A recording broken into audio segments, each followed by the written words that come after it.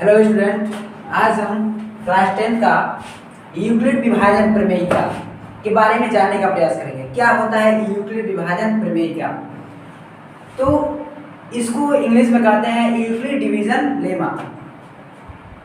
English के हिसाब से चला जाए तो according to Euclid division lemma, any two positive integer a and b there exist unique integer q and r satisfying a is equal to bq plus r, जहाँ पे r इस प्रकार से दिख रहा है।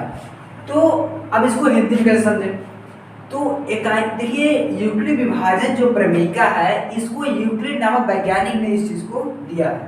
जबकि ये जो फार्मूला था ये पहले से मतलब चला आ रहा है, ये बहुत पहले से, लेकिन इसको कक्षा 7 में मतलब जो लिखित प्रमाण, लेकिन ये तो पहले था ही, लेकिन लिखित प्रमाण में लिखित में नहीं था, लिखित तरीके से नहीं था।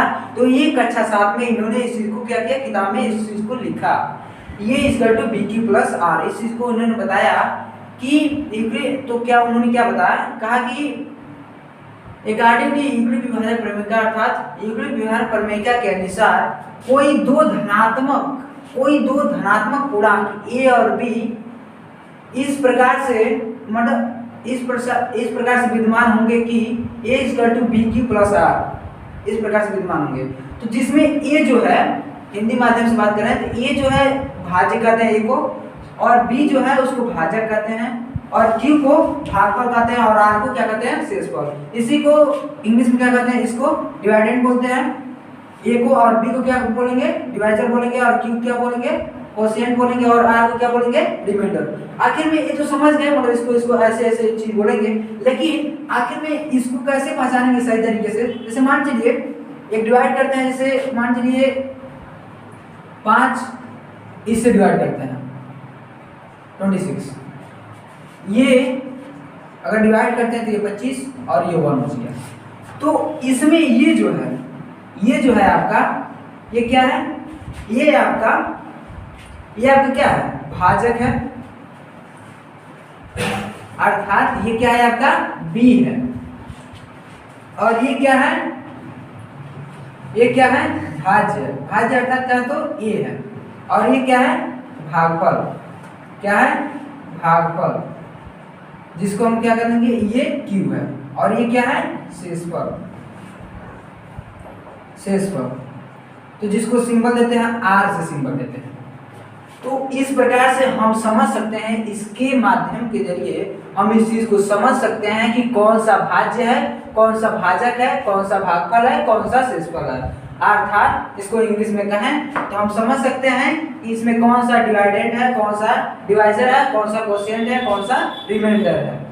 तो ये तो हम तो समझ गए, ये भाज्य, भाजक, भागफल, शेषफल, डिवाइडेंड, डिवाइजर, कोशिएंट, रिमाइंडर, इस चीज को तो समझ गए। लेकिन इसमें एक बहुत शानदार मतलब इस चीज से रिलेटेड है, अक्सर पूछ लिया जाता है कभी कभार, जानते तो रहते हैं लेकिन हम लोग कंफ्यूज हो जाते हैं कभी कभार। जब कोई लोग जब पूछते हैं ना तो हम लोग कंफ्यूज हो जाते हैं कि आखिर बताएं क्या उस चीज को। जैसे अगर मान लीजिए पूछा जाता है, ये बताइए बाबू, अगर यहाँ से कोई पूछता है, बताओ बाबू, अगर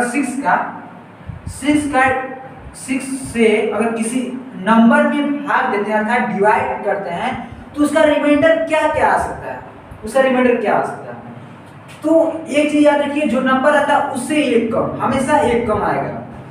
या तो हम कह देंगे अगर किसी भी नंबर में अगर डिवाइड करते हैं 6 से, तो उसका एक ही चीज आ सकता है, या तो 0 आ सकता है, नहीं तो 1 आ सकता है, नहीं तो 2 आ सकता है, नहीं तो 3 आ सकता है, नहीं तो 4 आ सकता है, नहीं तो 5 आ सकता है, नहीं तो 6 नहीं लिखेंगे, 6 नहीं हो सकता। अगर 6 हो जाएगा तो क्या करते हैं, वो से कट जाएगा। यानी इसका रिमाइंडर क्या आ सकता है, 6 का रिमाइंडर क्या आ सकता है, 0 आ सकता है, 1 आ सकता है, 2 आ सकता है, 3 आ सकता है, 4 आ सकता है, और 5 आ सकता है।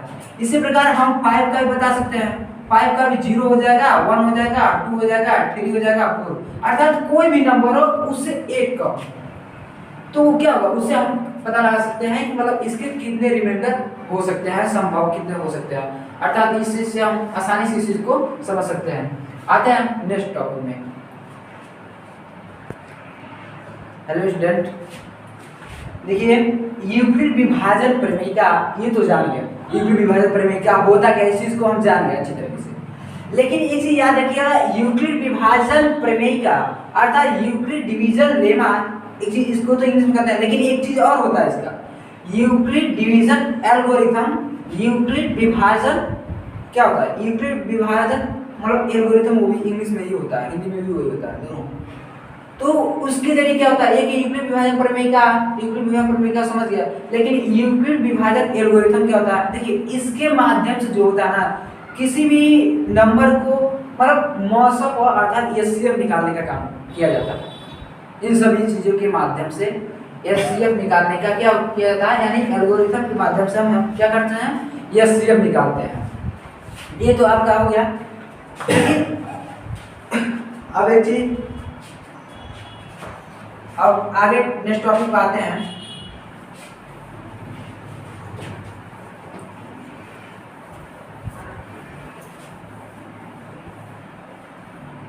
अब एक चीज याद रखिए, ये सबसे इंपॉर्टेंट होगा आपके लिए, जैसे कोई सवाल लगाते समय सबसे ज्यादा इंपॉर्टेंट होगा आपके लिए क्या, कि अगर कभी भी अगर क्वेश्चन बनाकर ये पूछता है कि अगर मान लीजिए कोई मतलब भाषा में लिख दिया, अगर उसको कहा था बड़ी से बड़ी संख्या क्या होगी, छोटी से छोटी संख्या क्या होगी, अधिकतम से अधिकतम संख्या क्या होगी, इस सभी चीजों के लिए क्या करते हैं, इस चीज के लिए हम यहाँ पे जानने का प्रयास करेंगे। जैसे देखिए, अगर कभी अभी पूछ देता है कि बड़ी से बड़ी संख्या क्या होगी, अगर ऐसे कर देता है कि बड़ी से बड़ी संख्या क्या होगी या अधिकतम क्या होगी,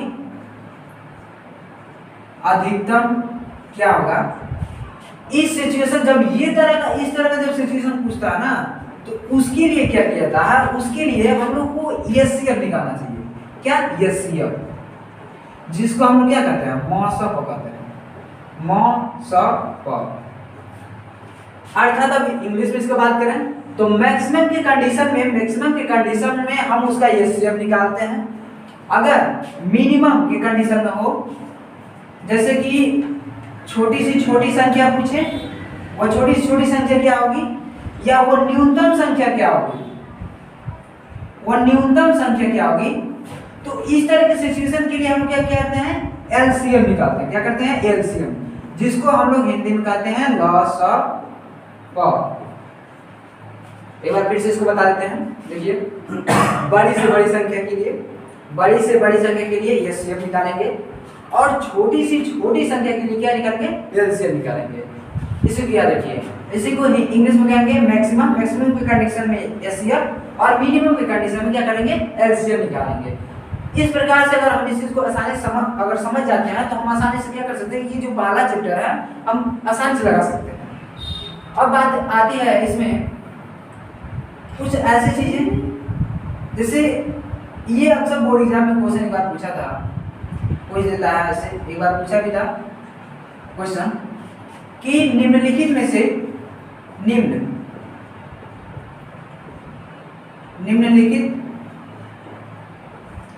निम्नलिखित में से कौन सा धनात्मक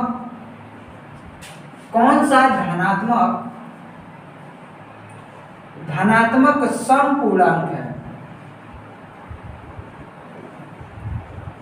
कौन सा धनात्मक समपूर्णांक है। इस प्रकार से कुछ क्वेश्चन पूछ देता है।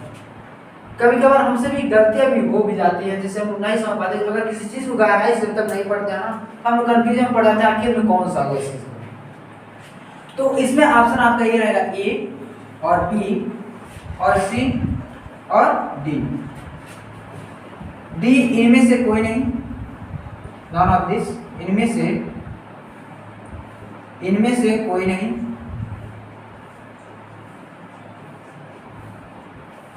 इसका बनाते हैं 2m + 3 5q + 2 6q + 2। अब आपको बताना रहेगा कि इसमें से कौन सा धनात्मक अर्थात पॉजिटिव इवन इंटीजर इनमें से कौन सा है, पॉजिटिव इवन इंटीजर इनमें से कौन सा, आपको ये चीज बताना रहेगा। तो कैसे बताएंगे, तो ये सिंपल तरीका है लॉजिक, इसको समझ सकते हैं। इसको जोड़ेंगे तो 3 2 कितना हो जाएगा 5। तो ये तो वैसे कंफर्म है इवन नंबर है ही नहीं, है कि नहीं, तो इसको हम नहीं देंगे। 5 2 कितना होगा, ये भी 7, तो यानी 7 हो, ये भी क्या है इवन नंबर नहीं है, ऑड नंबर है। अब देखिए ये 6 तो कितना हो गया 8, तो 8 क्या है इवन नंबर है ना, 8 क्या है इवन नंबर है। तो इस प्रकार से हम कह सकते हैं ऑप्शन नंबर क्या होगा हमारा, ऑप्शन नंबर सी क्या होगा, सही होगा। तो इसके वजह से हम क्या कर सकते हैं, ये क्या है धनात्मक समपूर्णांक है, अर्थात पॉजिटिव इवन इंटीजर है। इस चीज को हम आसानी से समझ सकते हैं। ये ऑप्शन क्वेश्चन में ऐसे करके पूछ दिया जाता है कभी कभार। इसी प्रकार से आपको कह देगा कौन सा इसमें से विषम है, तो इस चीज को हम आसानी से मतलब बता सकते हैं, जिसके माध्यम से हम जैसे हम इस चीज को बताएं। तो अब जो हम इसके बाद जो करेंगे, इसके बाद से हम एक्सरसाइज को लगाने का प्रयास करेंगे, उसको बताएंगे कैसे लगेगा। ठीक है, मिलते हैं अगले टॉपिक में।